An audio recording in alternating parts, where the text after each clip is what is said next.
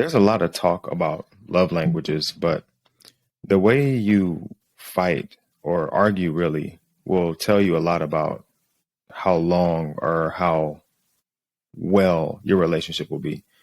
Because any of us can enjoy things when everything is going well, right? Yeah, when sure. things are up, we all enjoy that. But inevitably, there is going to be a time where our relationship endures some challenges and there's going to be an argument and a disagreement.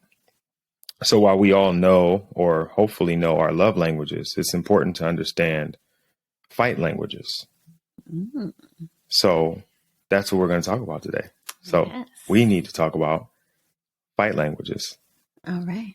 All right. Welcome back to the We Need to Talk About It podcast. Well, look, I am super excited for this episode. I think it's something that I just saw recently, but I think it's really important because it is something that is definitely going to be maybe not a secret to a long-lasting relationship, but I think having an understanding of your partner wholly, completely, not just the way to love them, but the way that they are, you know, their characteristics in an argument can be really important. And, and you understand. Yeah. Yeah. And so before we get into it, before we dive into it, how are you feeling today? I am feeling good and tired as usual at the end of the day, but no, good, pretty good. Good.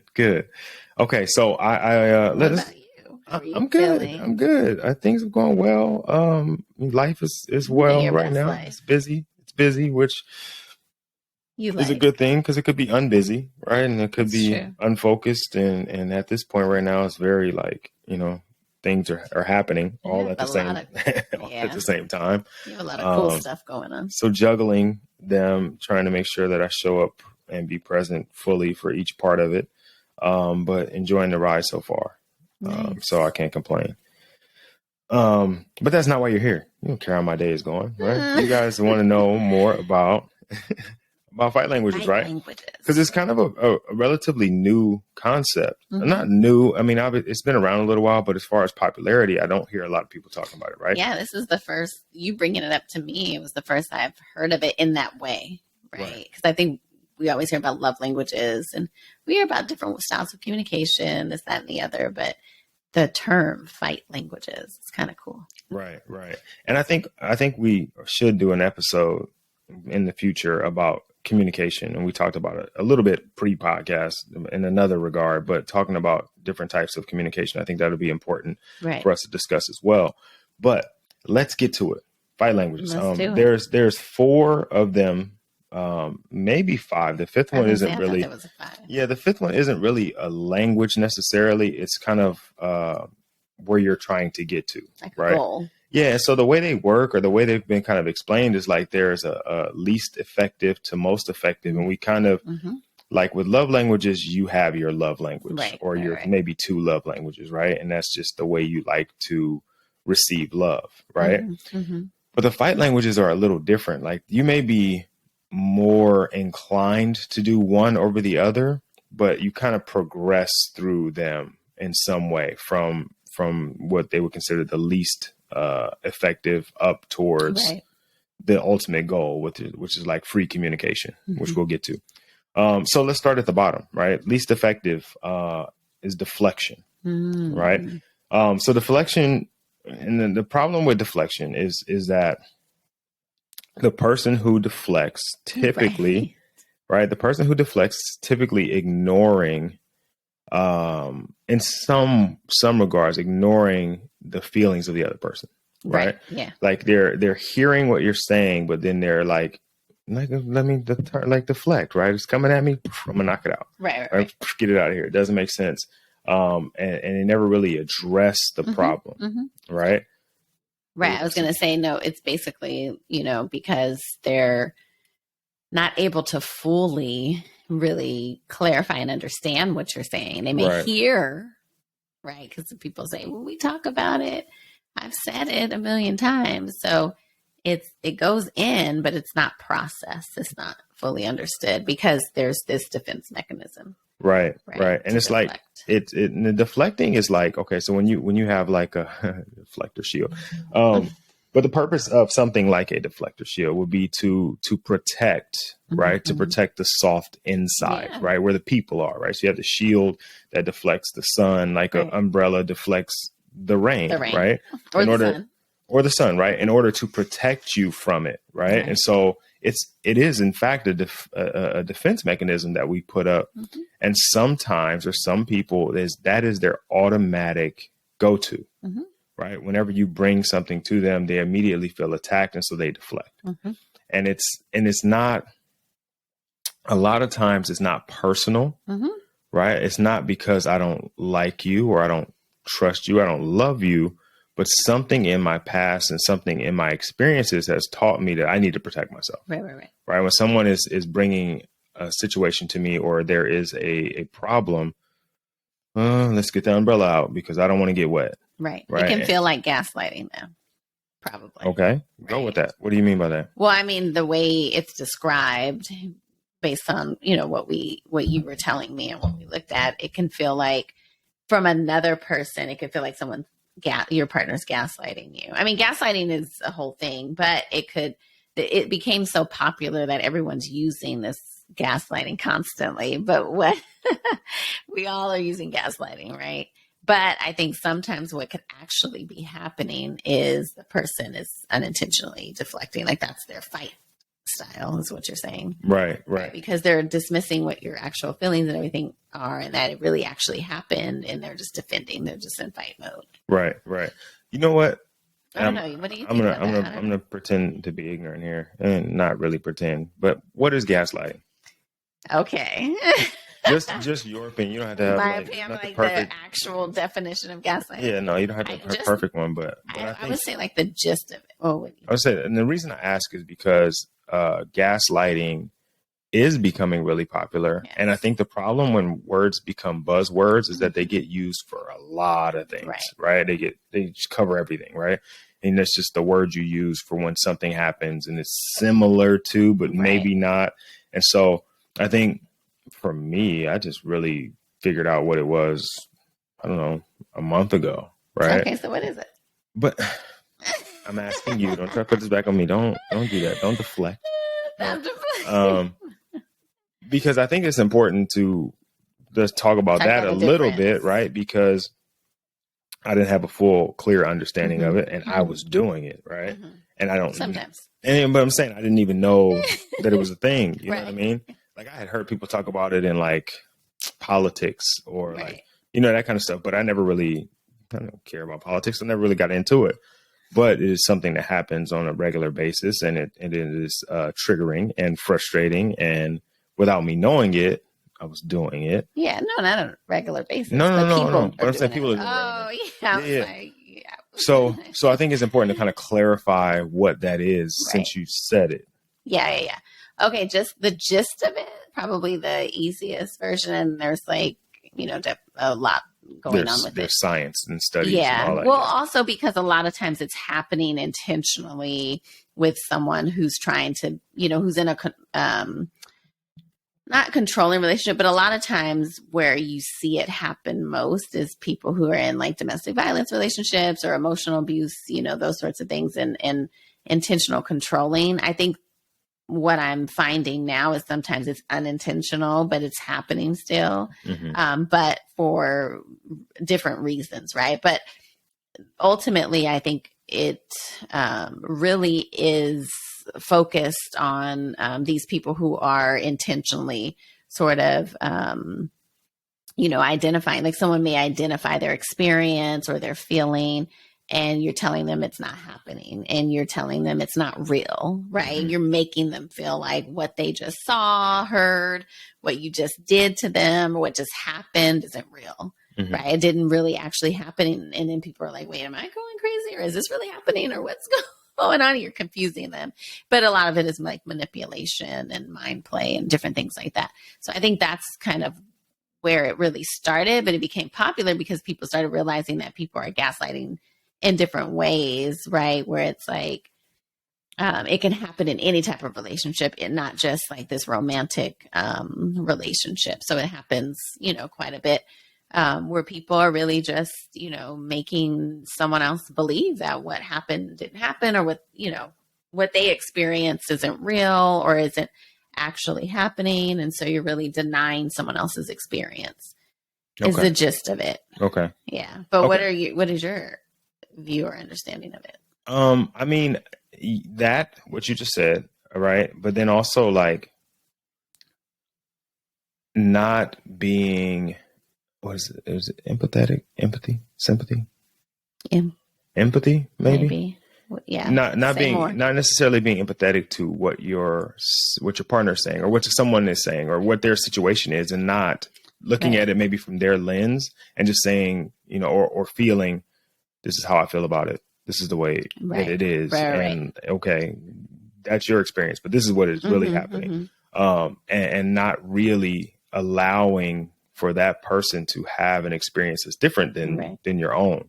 Right. Like, we're both in the same room. Everything in the room that happens is happening at the same time for both of us, but we're experiencing it differently. In a gaslighting situation, I would say the way I saw it is the way it happened. Right. You can tell me whatever you want, but that's not how it happened. Right. You didn't experience it that way. Right. This is how it was. I'm telling you how it was experienced or how the situation transpired, regardless of how you feel or how you experienced it, which is what I've kind of gathered from it. And I think when I initially heard it, like I heard it in relation to politics and some kind of racist situation. Yeah, that happens. Yeah. Right. And it was like, that's not the way it's happening when people are clearly experiencing it this way, but we're going to say, well, that's not really what it is. Right. And tell them that their experience is not real. Right. Yeah. And so I see the parallel between the two because in a deflective situation, you're kind of saying, whatever you're feeling, I can't allow that it doesn't matter to me. Right. Because, or like if you're saying that I'm doing something and I'm going to say, no, right. Because I feel attacked. So I'm going to block that right now. Stop that right now. You're not going to say that about me. Right. I don't care what you think or what you feel. This is what Yeah. And that can be a struggle because a lot of, and I was just thinking about just now, we're talking about our daughters earlier and I was telling them, I've told them, if somebody says something about you that isn't true, it doesn't matter because you know what the truth is. Yes. This can be a recipe for gaslighting, right? Because if someone has a feeling, right, you can't just be like, your feeling doesn't matter. What I know is true. And that's, you know what I mean? Like the lines. Because it's not just them having a feeling. It's like, an actual thing happened or an experience happened and you're telling them, no, it didn't. Right.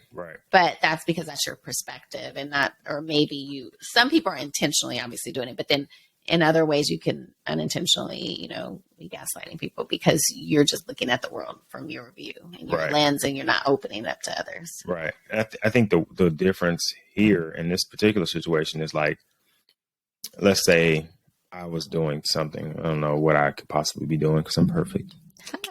But let's say I was doing, let's say, I'm closest to it, You're close. Like Jesus. And, okay. Say Rod runs with God and how, whatever. We all God's Your children. Your friends are going to get you for this. I'm just saying we're all God's children. I hope they're listening. They don't watch because none of them are married. Yes, they are. Phil, he's across the globe. Yeah, I hope he talks about you when he will. You. But anyway, dang, you made me lose where I was at. And you have other friends that are married, but they don't talk about the whole God thing, though. You like jokingly about you in yeah. Oh yeah. No. Anyway, I know exactly who you're talking about. Yeah. Dang, you messed me up, man. Oh, that's so unfortunate. Oh, okay. All right. So look, the difference, right? A little bit of a difference between the two is like in a deflective situation, a person that is being told something about themselves, like again, so I was saying maybe I was doing something wrong and you come to tell me that I'm doing something wrong. I've maybe got enough, maybe it's insecurity. Maybe I've got like such a high level of insecurity or like such a fragile kind of ego that I can't really take you telling me something's wrong with me. Right. Yeah. That's hard to accept. That's not possible. Right. Right. Like And you know what? And I felt that way before. I know. And I felt like, yo, I am killing it right now. There's no way you have a problem with me. You're crazy. You're tripping. Right. There's no way. Like, I'm a rock star right now in this relationship. You are bugging. Right. And immediately, like, whatever you're saying right now, in my head, I'm like, whatever you're saying right now is whatever. Like, you're just mad. You don't mean that. Like, I'm really not doing it. You're tripping. Or like, think about all these other trash people in the world. Like, you appreciate like who I am and what I am, and you know what I'm saying? Like, the ego. I know, but I'm not saying it to be egotistical, but I'm saying, like, real. In comparison to who is out there in the world, like, we know people in relationships who are trash to each other, right? Right. And like, I'm not that. Right. No. Like, what do you mean? I'm not perfect, but just imagine, right? Just imagine if you were with somebody else. And so immediately discounting your feelings because of some comparison to some not real person and situation and relationship or what if, I think and I understand why they say this is at the bottom of the list, because there is no room for conversation there, right? Because immediately as you say something, I'm like, nope, I can't even hear it. It's not even going in one ear. Like, it's hitting the wall right here, and it's like bouncing off. Right. It makes sense because and that's hard, I can say from my end. Like, when you're in a good relationship and you have a wonderful partner, to even bring up something that's a concern or a challenge because you feel the same, like, oh, you're so great, but I mean, still nobody's perfect. So, hey, we need to chat about this. So you need to have that room where you can still talk and have disagreements and address things. Right.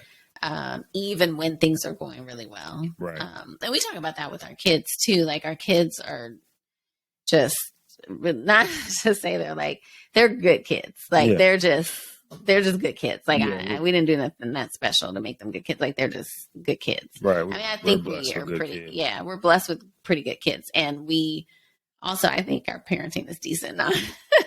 But we try our best. Right. Years. We'll know later in life. Right. But we don't go around like, oh, we're the best parents, all that kind of stuff. We did this. Oh, they're like this because of us. Like, no. Right. I haven't written a book yet. Right. I mean, I think there's some things we do that are good, but they're good kids regardless of whatever combination of things, right? But when they no, you're fine. Okay. When they when they get into trouble or have like an incident or issue happen, it's like, oh my gosh. And then, they freak out, like, what do you mean I did something wrong? And then we kind of, it's just a challenge, but it's like, you still have to address it. We still have to work on things. Like, no one is perfect. And we try to, talk to them about it. So it's the same in the relationship too. Like, whether it's, like you said, whether it's better than such and such, because I hear people compare to like, oh, well, at least I don't have to deal with that. Okay, but still, it's okay for you to be able to express yourself and communicate and have disagreements and fight, but not in an unhealthy way, in a healthy way. So deflection is like one of those, like you said, bottom, I guess, ways of fighting and most unhealthy, I guess, ways of communicating.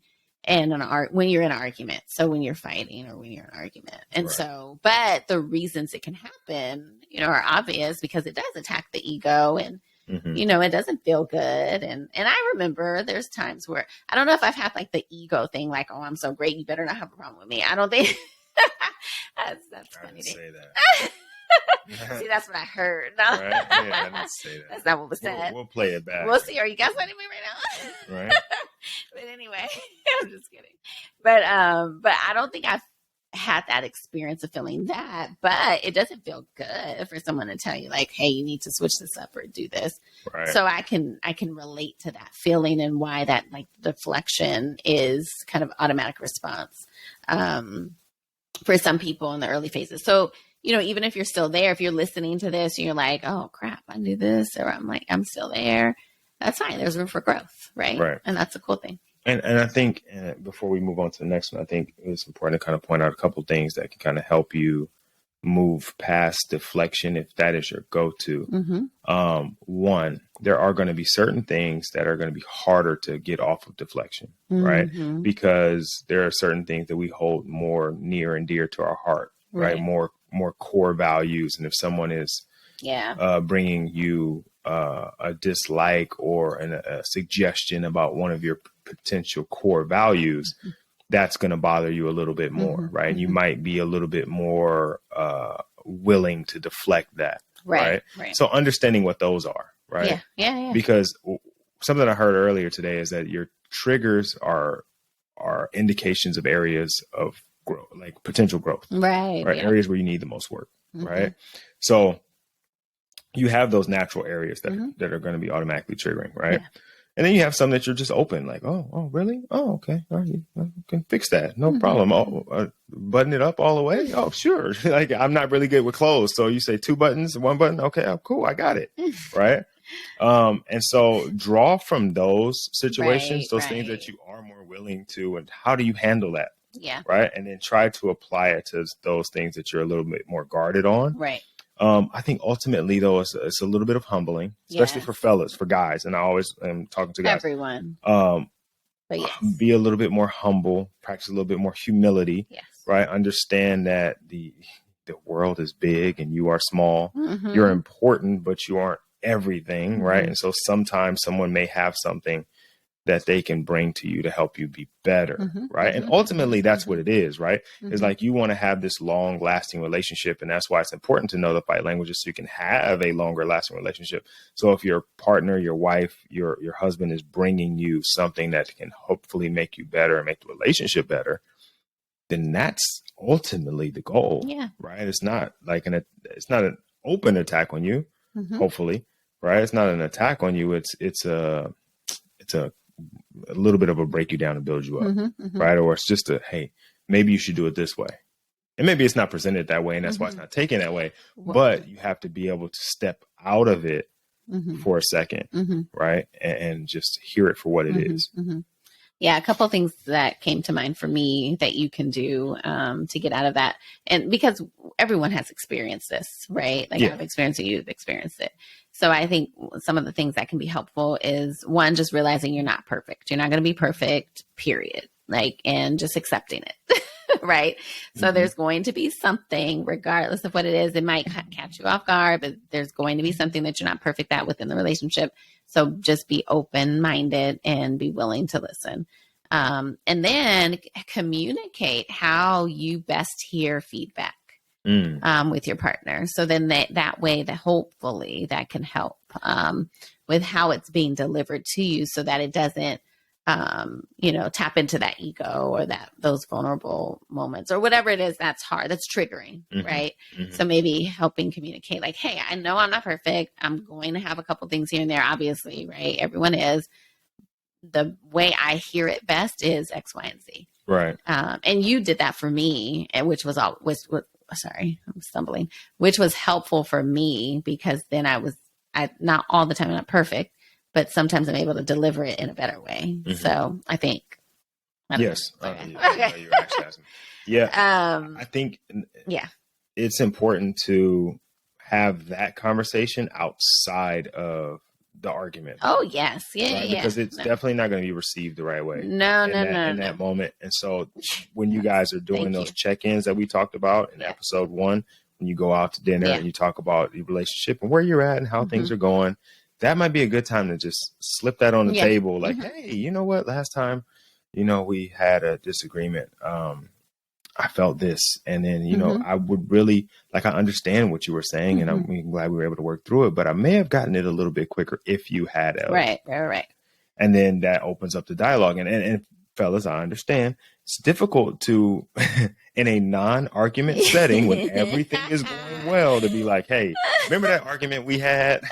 Because she already remembers every argument anyway, right? She remembers arguments from 100 years ago, and she remembers exactly what you said when you said it and how you looked. My gosh. But you need to, in order for things to be long lasting, you're going to have to kind of step your foot a little bit into that uncomfortable conversation. It's not uncomfortable in the moment because you guys are doing great, right? Hopefully you don't pull it back into that and start an argument. But but you do need to communicate how you best hear, the same way you would communicate the way you best feel love. Yeah, I'm going to switch that just a tiny bit. Uh-oh. Only because I hear women in my mind right now. Some women. And I would say I wouldn't even bring back up the argument and say how you responded, because it's already even like if we work through it. Yes, I'm telling you. Dang, y'all just don't never let anything go. What's wrong with y'all? Like, yo, we got into an argument. It's over. It can make someone defensive bringing it back up. So you're just saying, hey, I'm noticing for me, the best way that I hear feedback or a change or correction is like this. So you're just kind of in general. I wouldn't connect it to anything. So you're saying I'm trying to correct you all the time? Right. Like I'm trying to help you all out here. Okay? So don't connect it. I get what you're saying though. Like you can't connect. Maybe. I don't know. It depends on the situation. It depends on the situation. You'll figure it out. You get two options. You got this. Pick one. And if that one don't work, next time choose the other. Right. If she's like, what? What about what I said? You're going to have continued conversations, and that may be a time to, whatever. Right, Hopefully you've already had your dinner and your drinks, and you can head home after that on a long, silent car ride. Oh, my gosh. No, they're fighting well. We're getting to the well. We're working our way there. This is the bottom of the list. Like, you have room for growth here. Okay. Wait, I think I have You had something. No, I forgot it. Oh, well, move on. You can always come back. No, I'm not coming back to that. Don't come back. Go ahead. Leave it. All right. So we're working out of deflection into what's the next level, but also not the best, right? Yeah. Which is suppression and then overexpression, right? Which is a tough one because the suppression part of it is like, okay, you hear what the problem is, or you're experiencing what the problem is. We're having an argument, and I'm just going to take it, hold it, put it in the box, and okay, all right, I hear you, got it, I understand what you're saying. I'm just going to agree until the argument is over, and then we're going to move forward. And then we get into another one, and I'm like, okay, all right, cool, I got it. I suck. I'm doing this. I'm doing that. Cool, got it. Get better. And then, now the third time we have an argument, and I'm like, what the?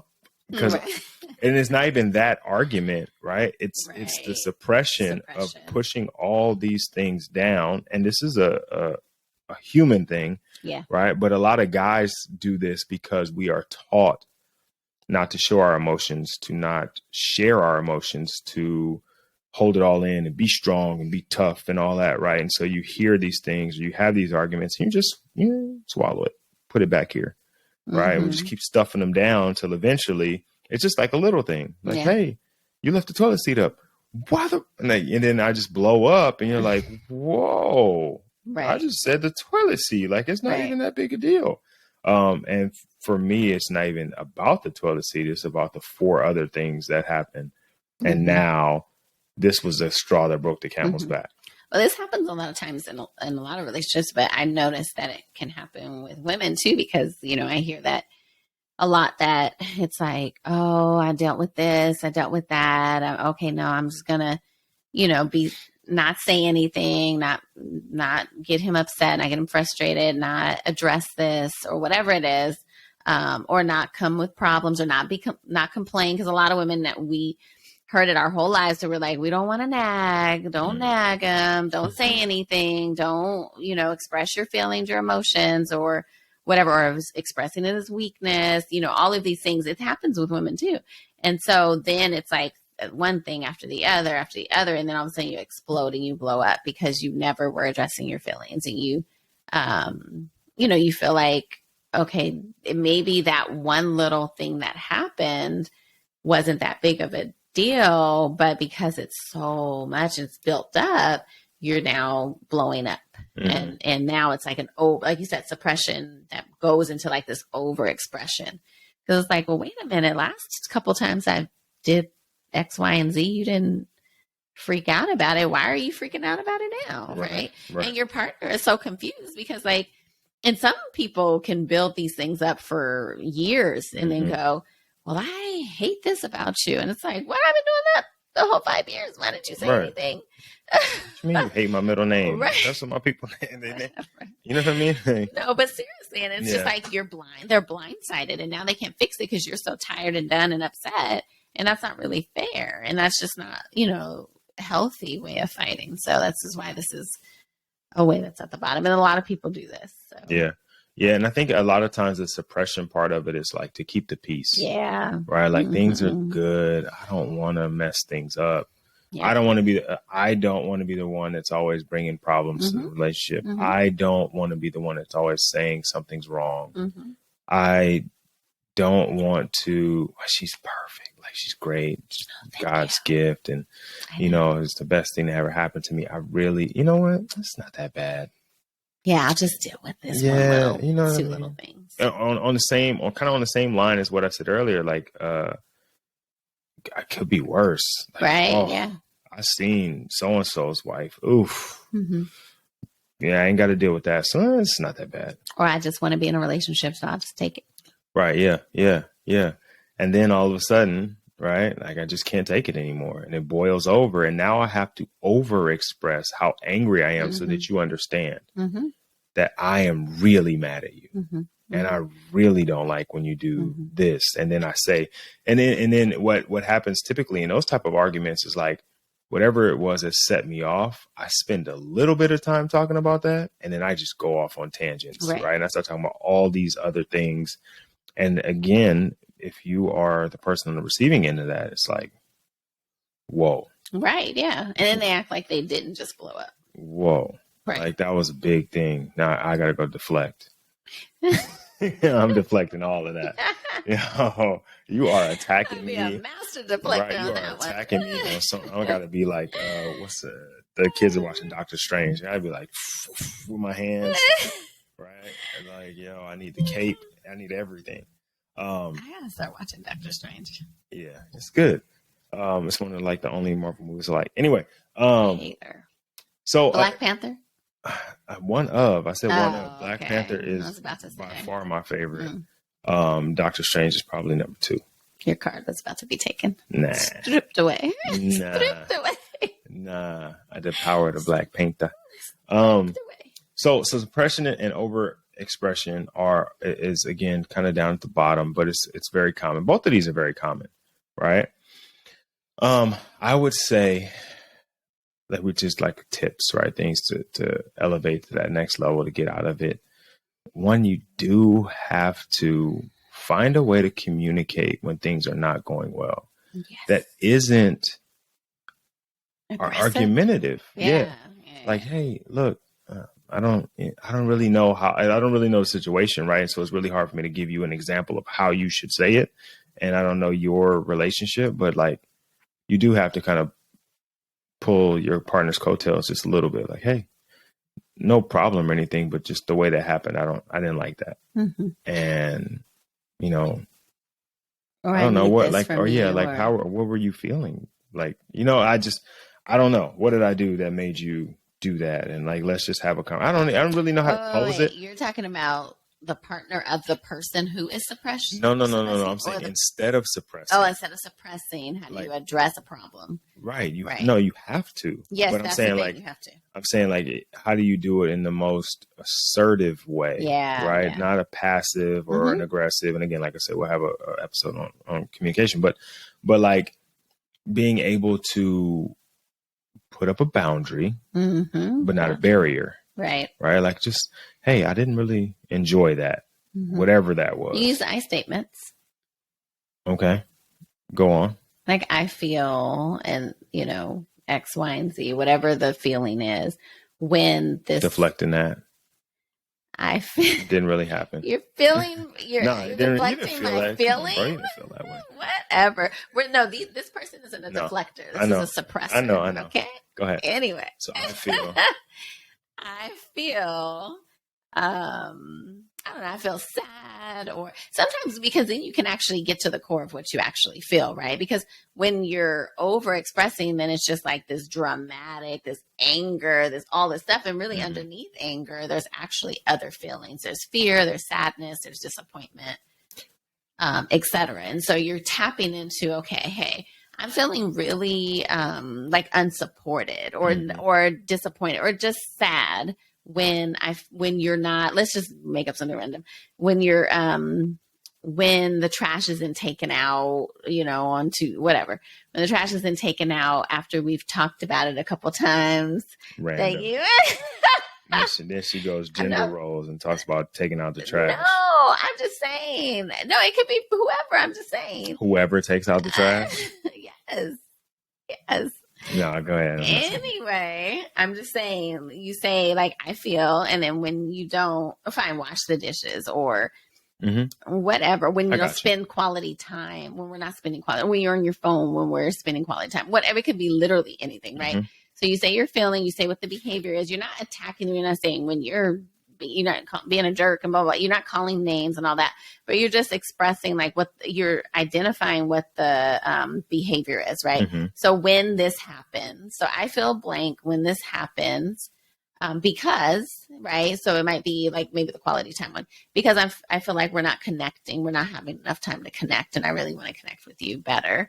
And then what you would like. So that's the piece a lot of people leave out when they use I statements. They just say like, this is the problem. But a lot of times it's important to share, okay, so you identified the issue or the challenge. So what do you need moving forward? How can we work through this? And so you can say, I would like for us to not use phones when we're eating dinner together, spending quality time together, right? Because I think that will help me feel more connected. So that's just an example of like how you can say it versus like, you saw him on his phone, and the next time you see him on his phone again, the next time you see him on his phone again, it's like building up, and you're just like, you're not spending time with me.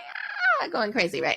So I think just using I statements, addressing the issues as they come up, and not to the point where you're constantly nagging. And then we have to really talk about that as an issue, and you can share what you think about this. But when someone has told someone multiple times, so yes, it could be the way you're saying it. So we might have to rephrase and reframe, use I statements and say it in a calmer way and all of these other things. But when it's being said and the person's still not making the changes, that is, I think, a big challenge in relationships. When you are expressing, because especially for a person who might suppress, like maybe they're suppressing also because they've been sharing or expressing and they feel that it's not being heard. So I think sometimes that is an issue. So you have to address that as well, I think. But yeah, that's only tips to move past that, is to really just start to communicate. And then if you start noticing it bubbling inside, that you're not holding grudges, holding on to things. Yeah. Right. There's something that we say in coaching, and this is if what you don't coach or correct, you allow. Right.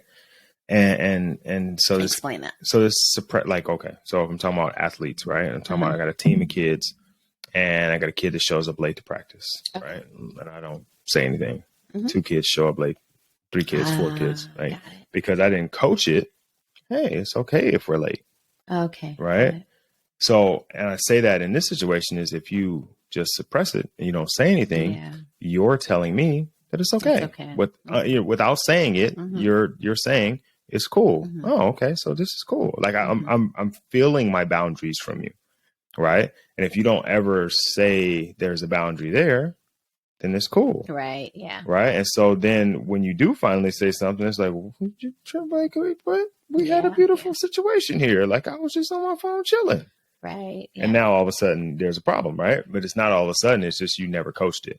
Yeah. Okay. You know what I mean? Setting a boundary and following through. Right. And coaching and supporting. The second part of that is, or I have 3 things, but the second part is what you just said at the end there. So like, if you've been saying it and nothing's happening, there may be some reframing and all that stuff. Right. And then maybe it still doesn't happen. And then, you suppress and then you blow up and okay, now that you've blown up, are you now in the blow ups? Are you actually communicating it the way that it needs to be heard at that point? Probably not. No.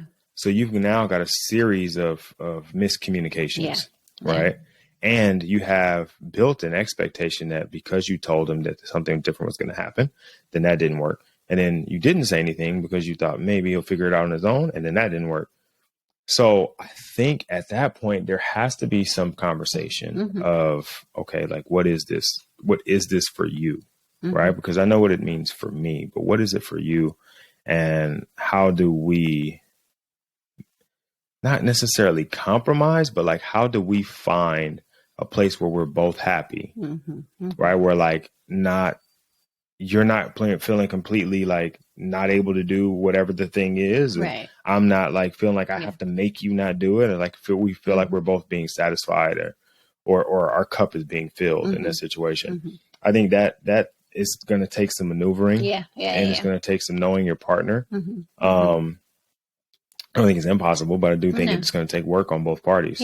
Right. And then for the person that you're telling it to, they may need to do some work on themselves to figure out what it is. Right. Because they may not be aware that they have a, like you said, something blocking them from making the change that would make their own life better. Yeah. And then here's the last part. I think the I statements are difficult for men. I think it's biased. I'm going to only speak for men, and I can't speak for all of them, but I think it's biased and difficult because most of us are not emotionally intelligent enough to tell you what we feel. It would be, I feel angry, right? Which turns this now into an aggressive conversation, or I feel happy. We only got two of them. Right. Oh gosh. We're only sad if our team loses listen to me. We're only sad if our team loses in the Super Bowl or like whatever. Right. Or somebody retires. Somebody dies. Right. We're either happy or pissed off. Oh my goodness. Right. And I'm not saying I'm only able to maybe identify that. Right. You have a range of emotions. Right. You have a full range of emotions, but our only like word for those emotions is I'm either mad or I'm happy. And so it's hard for me to say I feel because I don't know what I feel. Right. I feel upset. Okay. So maybe take the feeling out of it and say, I notice when this happens, then I would like this. There's got to be another way to say it because when you put feel on it, it's like, well, one, fellas, we got to do some work on the emotional intelligence, right? We got to get an understanding. And then I'm telling you, bro, it's a full wheel. It is. It's like 77 emotions. The wheel was brought out for Rod. Bro, they're like made up words and like hieroglyphics and like it's all these things. And I'm like, that's not even. Aren't you better for it? Yes, but I'm like, that's not even a real thing. Like, I don't know that I've ever felt like that before. I can't even identify what that feeling is, right? You're a girl now. You got to know all the feelings. Like, I'm just happy. What is the difference between happy and elated? Like, I'm relieved. When you feel it, you know. Like, what is going on here? That's a feeling. I relieve myself when I go to the bathroom. I don't feel, like, you know what I'm saying? Like, anyway, so that's something that we all have to work on, but fellas especially, we do definitely need to work on our emotional intelligence because that allows us to better communicate how we feel, and it allows us to fight better. We can have better arguments in a good way. Well, oh my gosh. And really the reality is because we live in America and this is how, unfortunately how boys are socialized. And so it's not, I think it's everywhere. Fault. Well, a lot of places, but there's places that are not as places without military or a strong military presence. I would say, right? Because there's places where people, it doesn't matter about your gender. Like you get to have a full range of emotions. Yeah, those places have weak military presences. I'm just saying. Maybe. Like, think about it. For you to have a strong military presence, you have to condition your boys or country or people to be tough. Okay. And not share emotions and like run through walls and deflect things and not share. And like, you know what I mean? And you have to do that in order for them to enlist in your service and go out and sacrifice their life for you. Yeah. Right. If they have a full range of emotions, they may be in the battlefield and feel something that is opposite of war. It's not safe in those situations. Right. Which makes sense. Right. But we're not at war. And that's the important part, right? Your relationship with this is something I posted actually on our social media is like, we are a team. Yes. 100%. When we said I do, we signed a lifelong contract to play for this team. you are my teammate, right? I'm never at war with you. Right. Some nights you're going to score more points than me. Right. Right. Some nights I'm going to score more points than you. Right. But I'm not trying to like beat you. Right. Like our points combined. Right. It's not like, oh, I had 21, you only had 20. Like there's no winning in that. Right. Nobody wins when the family feuds. Right. Shout out to Kanye and Jay-Z. Mostly Jay-Z. I was gonna say Kanye's on the he's on the on somebody's list right now. He's on the skids right now. But again, we're so sidetracked right now. Let's get back on it. Let's get back. What number 3? We have what, 2 more to go? 4, yeah, 3 more to go. 1.5. All right. So suppression and then overexpression and then dominating. Right. Dominating is the next level of least effective. I guess we're getting closer because there is now a conversation that's happening, but one of us is trying to dominate the conversation. And along the lines of I'm no longer deflecting and not letting you speak at all and not letting you have your opinion at all. I'm letting you have it, but I am telling you how much more important my opinion is by limiting the amount of conversation you get to have. Right. I'm just bombarding you with things. Right. I'm just coming at you and I'm going at you as hard as I can. And every time you say something, I have 2 or 3 things to say back because I want to dominate the conversation. Again, I think that points to some level of insecurity. Right. Because if I let you have your say, you may say something that's going to hurt my feelings. Right. And so I got to stay on top of you. And it kind of like it reeks of power struggle. Right. And it's not like a male or female like fight strategy or argument strategy. It is a person. It's a human strategy. And that, along the dynamics of a relationship where we're partners and we're teammates can force the team to have some really, really rough arguments. Right. Yep. So, I think when we get people who will dominate in a relationship or not in a relationship, in an argument, and the reason that I think this one is a little bit higher because they do hear you, right? I do hear what you're saying. Maybe I'm not acknowledging it or giving it enough weight, but I am listening, right? We are finally in a dialogue here, right? I'm not just taking what you say and I'm not, or not saying anything at all. And we're allowing things to be addressed. And we're addressing things. I'm letting you say what you say, but I'm only listening to reply. Right. Because I'm not listening to hear you. I'm listening to what you're saying so I can pick apart what you're saying and use it against you so that I can dominate the conversation. Because at the end of this thing, I want to win. Right. Like I want to dominate the conversation. I want to dominate you in this situation. Right. So I want to win. And so the best way for me to win is not to listen to understand. It's to listen to respond. Right. It's funny that you said that. That's one of the, something that's important in communication is really just being able to hear your partner and listen to them and not think about your response while they're talking, but actually try and understand them and process what they're saying from their point of view and perspective. And that's hard to do, but that's what can help with this kind of pattern of dominating. So if this is your fight style, then it's unhealthy. I think we've all been in this as well, especially when you don't want to, not necessarily lose, but you feel very passionate maybe about your opinion. And you really feel maybe hurt even or whatever the case is. But it's still important that you hear the other person out and you allow for that opportunity to be empathetic and understanding and, clarify and all of that and not just feel like what your hurt is bigger than their hurt or what you have to say or your opinion is bigger than theirs.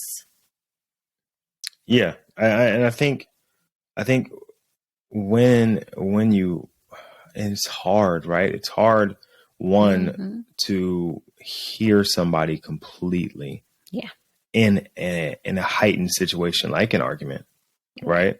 For me to have my emotions up here but then still have the presence of mind to be like, okay, emotions, chill. Yeah. Let's hear what she's saying. Okay, emotions, go. Like, yeah, it's really hard to do that because I am listening to what you're saying to understand you, but I also have things I want to say that I don't want to lose, that I want to make sure that I get my point across. And so it's hard for me to digest what you're saying. It's like, here's a perfect example. It's like talking and chewing at the same time, right? Or talking and eating at the same time, right? Put food in my mouth, and immediately as I'm tasting the food and beginning the digestion process, I'm also talking right back at you, right? And I'm spitting these things right back at you.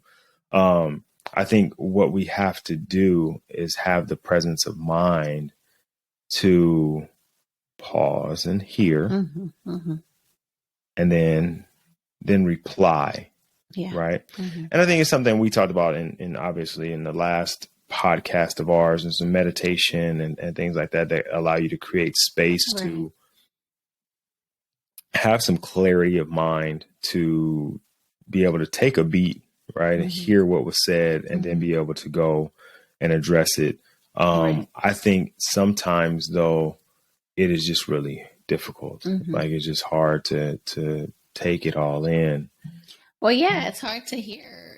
It's similar to the person who deflects, but so instead of deflecting, you're dominating. And but it's hard to accept or hear that there's something wrong. You want to shield yourself from you being the person that did something wrong, or you being the problem or the issue. So now you're dominating and you're kind of putting it back on the other person, or that it's something else, right? So it's not you.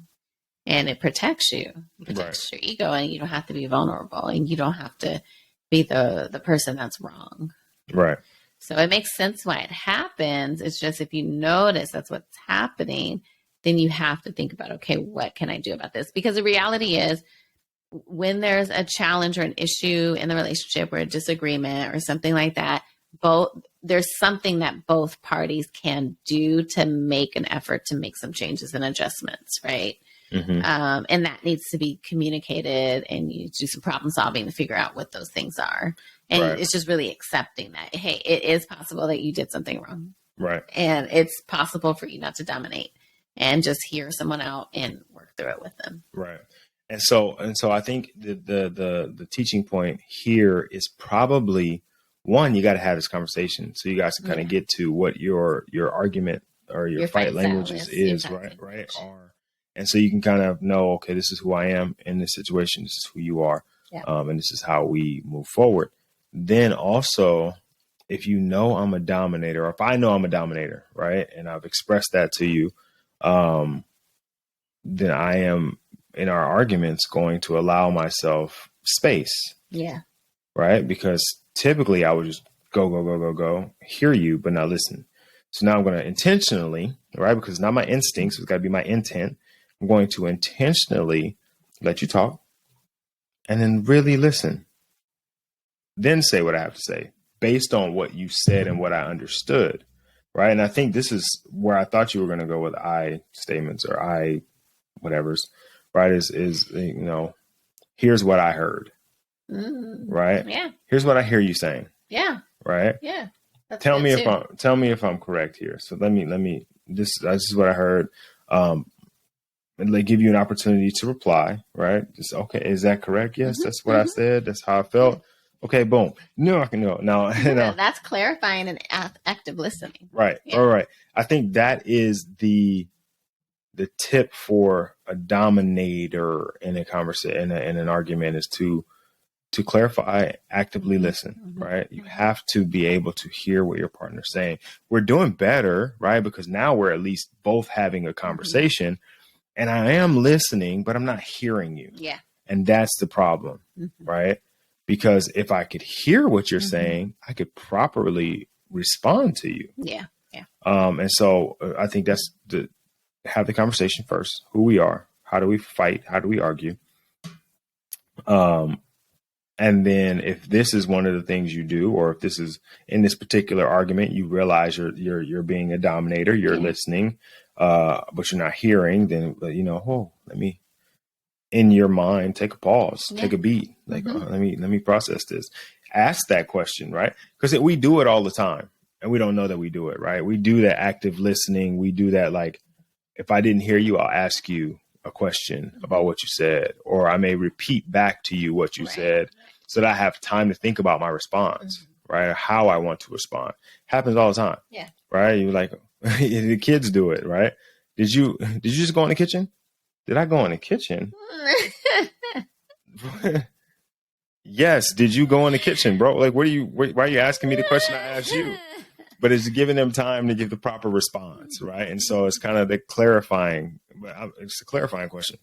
You know, you ask me, you tell me. I hear you saying. Yeah, I hear you saying. Is that correct, right? I think that's important too, because it shows your partner that you are paying attention. Yeah. It shows that you do care about what they're saying. And you're also able to still get your point across if that is necessary. Right. You're helping people out right now. I hope I'm helping myself out. Shoot, I need to be listening to myself right now. I know. I'm listening like, okay. I'm listening to this podcast by myself. No, but seriously, like I think the communication thing is so huge, and that's why we need to talk about it, right? We need to talk about it. All right. So number 4. That is number 4. That was 3. Oh man, geez, so many. No, when you said 1.5 earlier, I was like, huh? Right. Mediating. Okay. Mediating, right? So that's like almost the top. It's almost the top. Okay. It's almost the top. What is it? So a mediator is, as you think about conflict mediation, you think about mediators and divorce and mediators, right? A mediator's goal is to get to a compromise. Yeah. A mediator's goal is to try to find, okay, where can you be happy? Where can I be happy? Yeah. Right. So now we are actively listening. We are assessing both people's sides. Right. And then we're trying to find some common ground. Mm-hmm. You would think this would be the best, right? And it's near the top, but it's not the best because neither person is going to walk away completely satisfied. Right. In a mediation situation, let's say in divorce is probably the easiest one, right? Like, is it? It's not the easiest one, but like, where's a mediator, right? About peer mediation. I don't do the school stuff. Don't nobody do that. Anyway, no. That's a good example too. But like, okay, so I'm mediating in a situation, right? Right. In the divorce, we need both parties to have enough to be satisfied, but neither is actually happy. Right. Right. Like you got a little bit of the things like that you wanted. Minimum. Yeah. And you got a little bit of what you wanted, enough to keep you quiet, but you're still going to complain about the stuff you didn't get. Right. Right. Okay. Like I got it, perfect. We got one sandwich, right? I'm hungry. You're hungry. We got one sandwich. We're going to split it in half. Right. Okay. So I get to eat half of the sandwich. So I did get to eat something.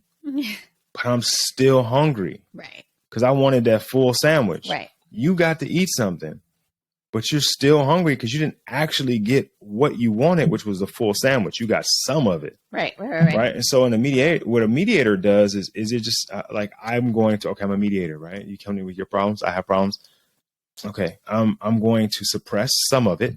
Mm-hmm. Right. So I'm going to go into a suppression situation. Mm-hmm. I'm not suppressing the whole thing, but maybe I'll suppress half. Okay. And I'm aware of that. I'm just going to take that because, it's just so beautiful and so amazing. So that part of it, I'm just going to keep to myself. And as long as she can take care of this part. Right. Mm-hmm. So we go through our argument and we get out of it and everything's back to normal, but I'm still holding on to that piece that I didn't get. Okay. It's still there. It's still building, slowly building resentment. Right.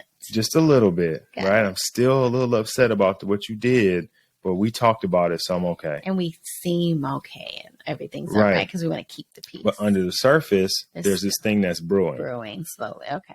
And so while it seems great to come to a compromise, right, you never really want to compromise. Yeah. Maybe you're always feeling like you have to compromise. Right. But what I'm saying in saying that is that you want to get to a situation where both people are happy. Yes. Okay. Not satisfied. Yeah. Right. Yeah. because that is satisfied is one step away from being dissatisfied. That is the next thing down, right? You're either satisfied or you're not. And so we want to get past that, right?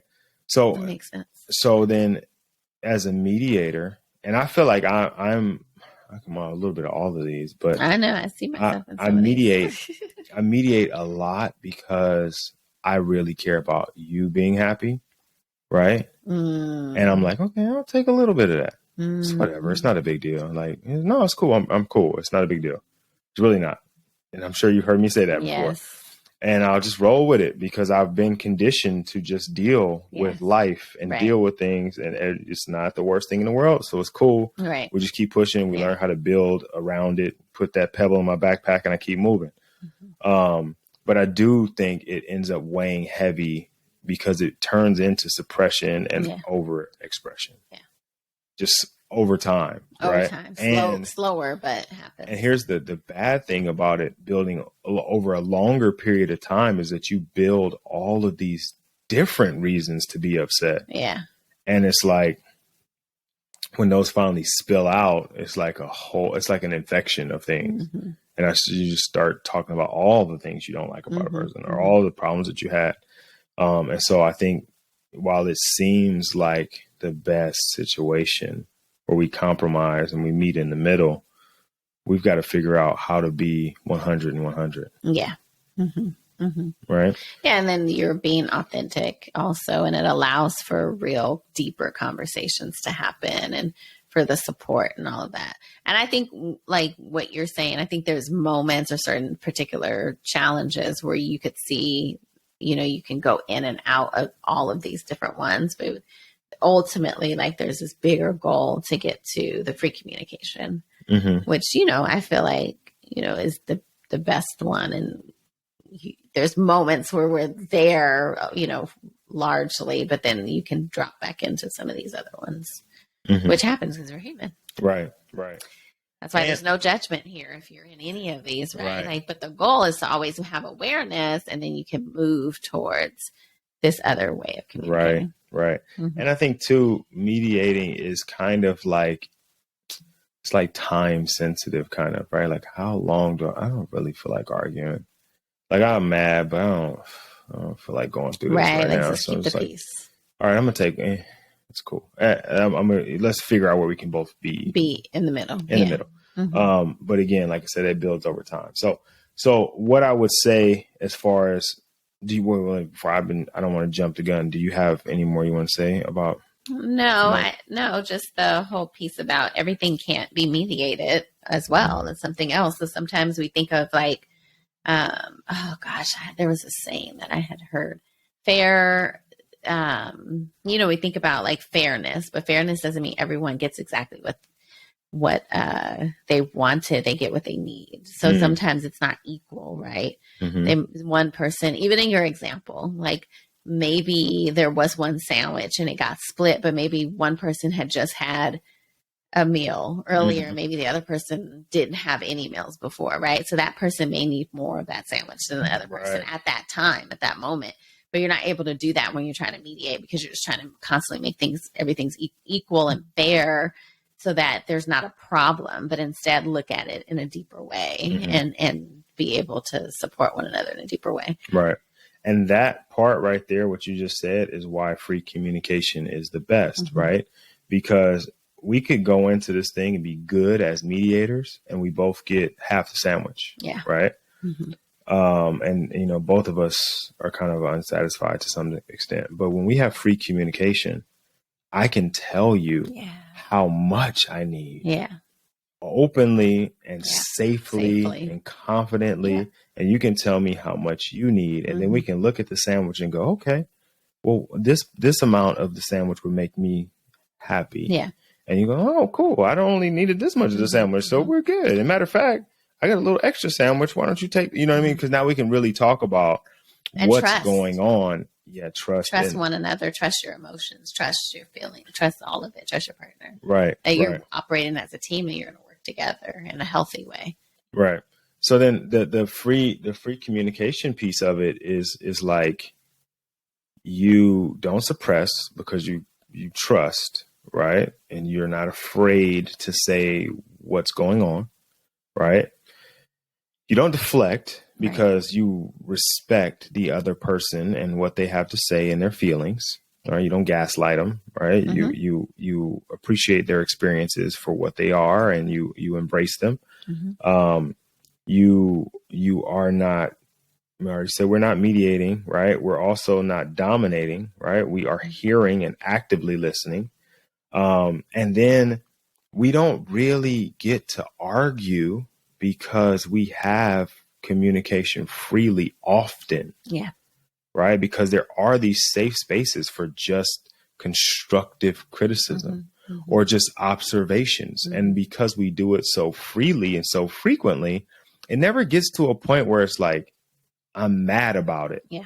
And how I have to tell you, or you're mad about it and you have to tell me. Like, if something's happening, I'm just going to address it right now. Hey, this is what's going on for me. What's going on for you? We have those check-ins, or maybe it's just something just on a regular day. It was not a check-in. I just, hey, this is what I experienced today. Like, I'm not really sure. Maybe it was something I did, and we just have an open line of communication where we don't feel fear of addressing a problem. Yeah. And we don't allow emotion to cloud our conversation. Right. Because I think that happens a lot. Yeah. And when communication isn't open and free, it breeds some bit of fear. Right. Right. Because I don't know how you're going to respond. I don't talk to you like this enough.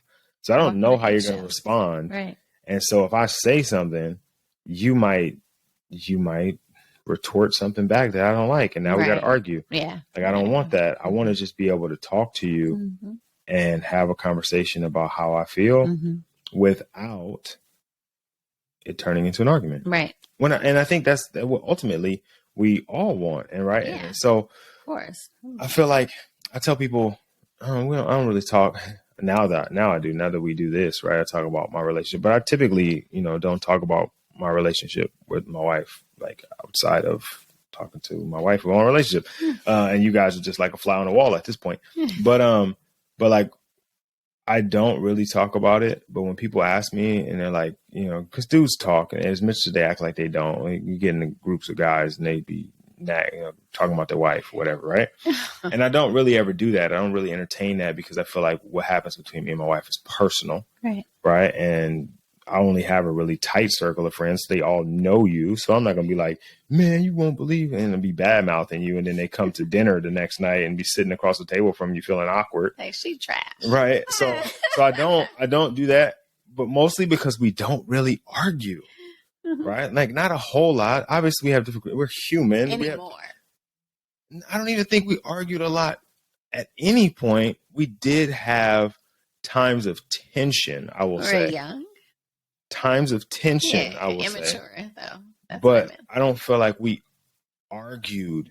Like, no, not like I hear people arguing. No, right? Nothing like that. But we have like disagreements and some arguments. Though. Yeah, we have like there's not regular though. There's times where there's tension. There's times where you don't like me and I don't like you. Yeah. But I think even underlying that, there's a layer of trust and of confidence and of respect and safety and respect. And so it's like, I don't like you and I don't want to talk to you right now, but I love you and I like you and I'm going to talk to you at some point, just not right now. Because one, I don't like to argue, right? Like I'll avoid an argument. He will. Because I'm like, come on, man. Time heals all wounds, right? But no, I just don't feel like an argument is a constructive time. Right. Typically. More of communicating about it and supporting it. When we're in the middle of our emotions, it is like standing in the center of a storm, trying to sing your ABCs. Yeah. There's too many distractions. You know your ABCs really well. And you can probably sing them because everybody sings them. Nobody says ABC. Like everybody sings them all sing-songy, right? But in the middle of the storm, when like the roof is coming off and there's a cow swirling around you and like all of these things are happening, you're going to mess up on LMNOP.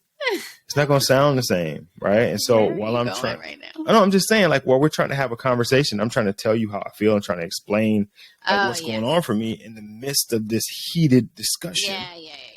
Some things are going to be missed. I'm not going to really say how I feel because I'm so upset. I can't even put my thoughts together. Yeah. And then you're saying things to me that are hurtful. Yeah. And you're like attacking my ego. And I'm like, now I'm guarded. And so I don't even want to talk. Like, it's just not the best place for us to find a resolution. Right. Like, once we get to that point, things aren't going to be said the way they need to be said. And so I would rather, right? I would rather wait until we can be a little bit more calm and really talk it through, which is why I would avoid an argument. But that doesn't mean that I won't willingly have one if it needs to be had. But I think it's different. Like what you're saying is like arguing. Like if you're trying to avoid the argument, the blow up, all of that, but you're not trying to not communicate openly and address things. So that's different, right? Like that, and I agree with you. Like we don't argue and get all crazy, but we do have, disagreements, or we have conversations and we communicate. Right. And that's the part that I think you move to, right? And when we were maybe like younger, or when you're in a new relationship or whatever, you're trying to figure it out, you're coming with these, like you said, we've been in these different, those other areas of fight styles. And then those have kind of been challenging. But then now when you can move into like this free communication, then it allows for the openness and less arguments, less like, those types of arguments, right? Is that what you're saying? Yes, that's exactly what I'm saying. And that's why you're my better half. Yeah. But where were you going with you don't talk about the argument, the relationship, but then you are talking about, you mentioned something about like guys talk about their wives and they say negative things and women do the same because constantly like, and it's hard too, because sometimes I'm just like, like you said, like the guys are, women get together and they like complain about their husbands or whatever. And I'm just like, oh, Rob's kind of great. But I mean, there are some things that I can like relate to some stuff, but, but what, so where was I going? Yeah. Where were you going with that? Because when we do get in those circles and they start talking and it's like, they're typically talking about some argument they had. Oh, arguments. Right. Yeah. Or something she did that, some expectation that it was uncommunicated and she didn't really know, but you felt it or whatever. Right. It's these conversations. And I'm like, it's hard for me to get in that circle and jump in with my thing. Like, oh man, we was arguing the other day and this moment said this to me. Oh, because it's not happening. There's more like open communication. Got it. We don't really argue. What? Okay. What? Like, yeah, man, we just kind of talk and then, we get mad at each other, but like, I don't hate her and she don't hate me and I don't dislike her. So I don't really ever get to a point where I'm like cussing her out. Like, you know what I mean? Like, yeah, that would not happen. That's my wife. Like I picked my life to be with her for the rest of my life, the mother of my children. Like, I'm not going to get to a point. And it's also because that's just not the language I use. Right. Like everybody uses different levels of language and they're okay with it. So like maybe cussing is. Or even like, just attacking. Yeah. Right. No, we're not attacking each other. No, because character, who we are. Here's why that's difficult for me is because as a protector, I can't also be an attacker. Right. Because who's going to protect you from me? Right. Yeah. And so like, I just don't enjoy getting into that space. Right. I would rather have just communication. Yeah. Right. Let's just talk about it. And I'm cool if you're mad at me because I know I did something wrong. I can be humble sometimes enough to just know, hey, I'm not perfect. I messed up. I messed up. I don't know how to explain it right now. I really can't say why I did it. Like I don't even know. It just happened, but I know something that I did was wrong and I can hear it and it's tough and it sucks. And I'm going to, I'm gonna process it and try to figure out the best way to move forward. But I don't want to yell back and forth with you. Like I just can't. I can't. No, I have energy for that. It's really hard for me to do that. Right. To just keep going, like to play tennis with words. Yeah, that's what it is. Like I just don't want to do it. Like I would rather just like let you, and there's no winning, but I just rather let you say whatever you say and just communicate. Yeah. So how do you get to this free communication? Can you break down a little bit exactly what it is? I mean, you kind of broke it down, but then you gave a lot of examples. So right. So how do you get there? Well, I think you work through where you're at. Okay? Right. So awareness. Where you are at in your particular fight style, right? Where your partner is in their particular fight style. Okay. We talked about this a little bit earlier. So you have to know where both people are, right? And then we know where we're trying to go. Yeah. Okay. So there's a GPS system, right? And we know where we're at. We know where we're trying to go. And now we need to create a route to get there. Okay. And along that route is you have to work on your own fight style. Yes. And improving where you're at, your sensitivities, your insecurities, your reaction, your ability to respond. Yeah. You have to start looking at why it is that you are that particular fight style. And at that point now, if we're both doing the work on ourselves, then we can, because we're doing that work, I think it just makes us a better communicator because I'm really understanding me and I can really express me to you when I know who me is. Yeah. When I know what I need from you, because I know what I need from me, right? Or for me, for me. And so I think that is kind of the path, and it's going to be different for everybody because it just depends where you're at. If you're a mediator, you really don't have that far to go. Yeah. Right. But like I said earlier, you're going to be different fight styles in different situations, depending on what the argument is stemming from. Yeah. Right. Some things I'm just more sensitive about. Yeah. Sorry. Like I'm going to work my way. I'm going to get better. Some things I'm more sensitive about, I'm going to deflect right away. Right. But because I will have awareness because I've been working on it, I know that I'm deflecting and I'm like, ooh, dang. Okay. I can't do that. Well, sorry. Say it again. What is it that, let me try to understand it. Yeah. Right. I'm sorry. I have to apologize. You know, and having the ability to be humble. I was going to say the humility and just be like, oof, I'm already in trouble, right? You're already telling me something about myself that I don't like. And now I'm going to just throw myself under the bus and be like, you know what? I didn't even really hear what you just said. Right. I wasn't listening. Yeah. You know, I was just I was listening to what you said so that I can try to dominate the conversation. I was being a dominator right now because we both have been working on our fight style. You know what I mean when I say that. Yeah.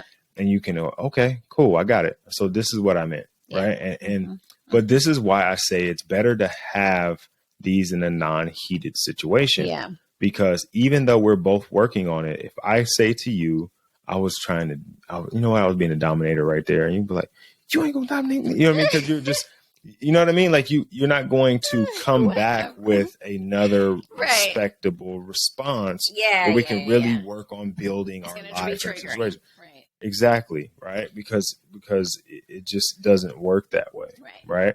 But I think when both parties have some self-awareness, both parties have some social awareness, both parties have some emotional awareness, then both parties can have a successful conversation. Yes. Through successful conversation, you can have successful partnerships. Yes. Yeah. With a successful partnership, you have a successful relationship. A successful relationship means a successful marriage. And then you get a long-lasting marriage. But I think it all starts with awareness of where you're at. Yeah. And awareness of where you want to go. Yeah. And then working on building those. All right. Does that answer your question? Yeah. So awareness, identifying what your fight style is currently, and then working together to identify where you want to get to, and then really working individually on yourself based on your fight style, and as you have awareness, making the corrections here as you go along. And that's the biggest piece, honestly, like the awareness and actually doing something, like taking action, making the change, like small steps, being committed to make the changes that's needed to get better at this. Because it's one thing to say, oh yeah, I do that. Oh yeah, I need to work on that. No, like actually, okay, start working on it. Right? I mean, that's one of probably my pet peeves. Not with you, I'm just saying with people. Right. You hear people say like, oh, I need to do that. Oh, yeah, I need to do this. Oh, yeah, I've been trying to do this. Oh, it's because of this. This is why I'm like this. Okay, but you have control over what you're doing. You don't have to allow yourself to continue to live like this and be like this and be in this like this in your relationship. You can make changes and take small steps. Well, they're not going to change. It doesn't matter. Think about you and what you can do. You can only control yourself. And you need to take action. You can't always constantly be talking about, oh, I want to change this. To actually start doing something. Right. So, sorry, I'm gonna get off my soapbox, but I know it's hard. It's not that easy. Let me be empathetic, and there's no judgment, right? Like, so I'm not saying that it's going to be an easy road. It's going to be uncomfortable. It's going to be hard. You're going to have to, you might have to get therapy for you individually. You might have to get support. It's not going to be easy to make the change. It might take time too, but make a commitment to yourself to start making small adjustments, because regardless if you're in this relationship, another relationship, whatever the case may be in the future, this is benefiting you and how you are moving forward for your future. So take the small steps, make the changes. And then, like you said, if you want this healthier relationship, then take the time. And then just energy. Like, I don't have time or energy for all that stuff. Maybe I'm just getting old, but that's why I said when we were younger, maybe I had time to get stuck in one of those fight style phases, but you have plenty of time. I don't have time for all that. Yeah, I don't have energy or time for all the shenanigans. Like, it's just, we're going to, and I know that we're going to be together, right? So it's like, we need to just, you got at least 100 more years of this. So right. So free communication. Here's let me be a closing thing. Yes. Because we got to end this. If 50% of marriages end in divorce, that means 50% of marriages succeed.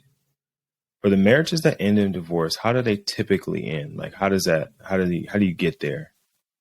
There's typically some big argument that both parties decide that this is it. Yeah.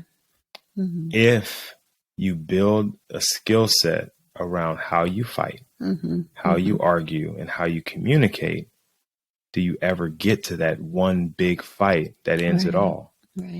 Right? Understanding your fight language may be more important to the lasting or to the duration of your marriage than your love language. Not that love language is not important, because it nourishes your relationship, right? Like, love language is, and now that you got me into plants because you won't take care of them, and now that they're mine, love languages are like the water, the sun, the fertilizer, the soil that nourishes the plant. And the person, apparently. And the person, the green thumb. But the pot is your fight language, because it keeps all that together, right? Because it's inevitable that you may overwater. That pot has a hole to let some of that water out, right? That pot keeps the root base together, right? It keeps the soil packed tight around the root base so that it doesn't dry out. Like, that pot is essential for that root's growth.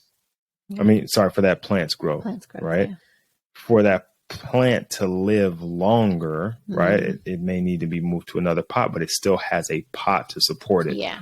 That fight language is your pot. Yeah. Right? It's going to support and uphold your relationship and the values that you have in it. Continue to water your relationship, continue to nourish your relationship, but then also give it a solid foundation for how you are going to communicate when things aren't going the way you want them to go. Because it's going to happen. Yeah. And if you know how to handle it, right?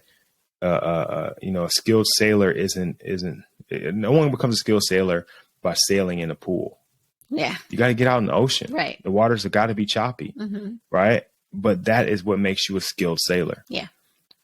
You have to hit a few potholes on your drive in order to learn how to drive through potholes. Right. Like, every pilot in a plane has to go through some turbulence, because you need to understand what to do when a turbulent situation comes. Right. These are all skills that are built through adversity. Right. You have to know that adversity is coming. Adversity isn't as bad when you know how to handle it. Right. That's the part. When we're in a plane and we hit turbulence, people on the plane freak out. Yeah. You know who doesn't? The pilot. The pilot. Yeah. Because the pilot knows the turbulence is just a pothole in the sky. Yeah. He's dealt with potholes on the ground, pothole in the sky. No big deal, right? Just elevate a little bit. Maybe we'll drop down a little bit. We know how to make the adjustment. Yeah. Yeah. That's what you want in your relationship. You're going to hit potholes. You're going to have some turbulence. But if you know that it's a part of the path and you know how to handle it, you have skills and resources and tools to work your way through it, you know that everything is going to be okay on the other side. Yeah. I like that. You with the analogies always. All right, guys, look, we have got to go. It has been long. This was supposed to be a 30-minute episode. It is now a 90-minute episode. It's probably going to be a 2-part episode, which is actually cool because I think it's easier to digest for people when it's a little bit of a shorter episode. So this may turn into a 3-part episode because it's almost 90 minutes. You do a 5-part and it could be each one. No, I'm joking. No one's listening to that. Well, maybe. But all right, we're going to let you go. Yes. But before we do, you got to make sure that you're following us on social media. So you got to go to Instagram and go to We Need to Talk About Cast. Yes. At We Need to Talk About Cast. We got to buy that from somebody, man. I don't know who has it, but it's not even being used. We got to go buy it from somebody. Okay. Follow us on social media there. You can follow me at 4Fit Fatherhood, the number 4Fit Fatherhood. You can find Ari at Your Happy Living Solutions, all one word. You can maybe find her every once in a while. But yeah, go ahead and follow us. If you have not already, make sure you subscribe to the podcast. You share on your socials. Go ahead and like, comment, 5-star review, all that stuff, man. Everything that you do to support the podcast helps us reach more people, help more people, and build better relationships with those around you and around us. Yes. Right. All right, guys. That is it. That is all. And we will talk to you next week. Okay. Bye.